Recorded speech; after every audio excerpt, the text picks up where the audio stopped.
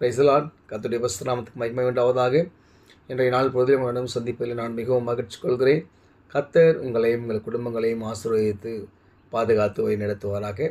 இன்றைய நாளுக்கான இறை வார்த்தை தாவீதின் சங்கீத பாடல் 133 அதிகாரம் 1 திருவார்த்தை.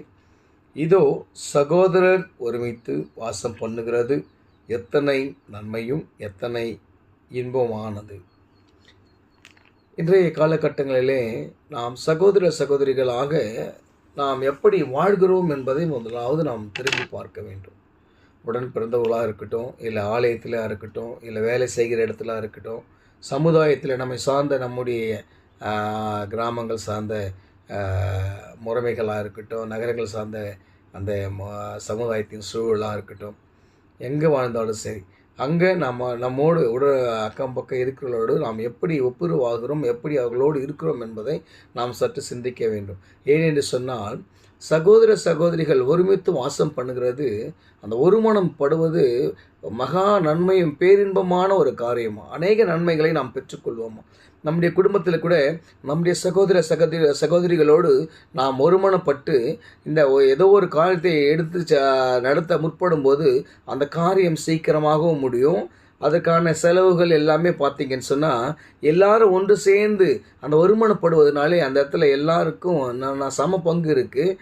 பாரம் நம்மளுக்கு குறையும் இல்லையா. அதானா ஒரு மேரேஜ் பண்ணுறேன்னா அண்ணா, பெரிய அண்ணன், சின்ன அண்ணன், அக்கா, சின்ன அக்கா, பெரிய அக்கா சேர்ந்து லாஸ்ட்டோ தம்பிக்கு மேரேஜ் பண்ணுறாங்கன்னா அது சிறப்பாக இருக்கும். எல்லாருமே தங்களால் ஈர்ந்ததை போட்டி போட்டுன்னா பண்ணுவாங்க, தம்பிக்கு செய்வாங்க இல்லையா. அந்த ஒரு மனம் நம்ம எல்லா இடத்துலையும் இருக்கணும்.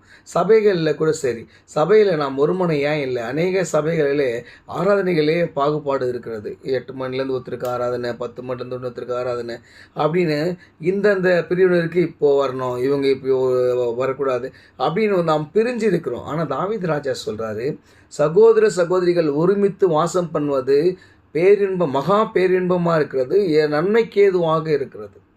அநேக நன்மைகளை நாம் பெற்றுக்கொள்ள வேண்டும் என்று சொன்னால் நாம் ஒருமனப்பட்டவர்களாக அந்த காரியத்துக்காக ஒரு சகோதர சகோதரிகளாக நாம் ஆண்டவரிடத்தில் நாம் நம்முடைய விண்ணப்பங்களை ஏறெடுக்கும்போது ஆண்டவர் அந்த ஒருமனத்தின் நிமித்தமாக நம் மத்தியிலே வாசம் செய்து அதை நிறைவேற்றுவர்களாக இருக்கிறார். அதனால் இன்றைய நம் சமுதாயத்தில் கூட பிற்படுத்தப்பட்டவர்கள் இருக்கலாம், தள்ளப்பட்டவர்கள் இருக்கலாம் இல்லையா, ஆதரவற்றவர்கள் இருக்கலாம். இவங்களுக்கெல்லாம் நம்ம ஒரு சகோதரனா சகோதரியாக அவங்களோடு இருந்து அவருடைய துன்பங்களிலே கஷ்டங்களிலே நம்மளால் ஈன்றதை நாம் செய்யும்போது நமக்கும் ஒரு சந்தோஷம் வருகிறது, அவர்களும் நம்மை ஆசீர்வதிக்கிறார்கள் இல்லையா. இப்படி நாம் இந்த சந்தோஷத்தை பெற்றுக்கொள்ள நாம் ஒருமனப்பட்டவர்களாய்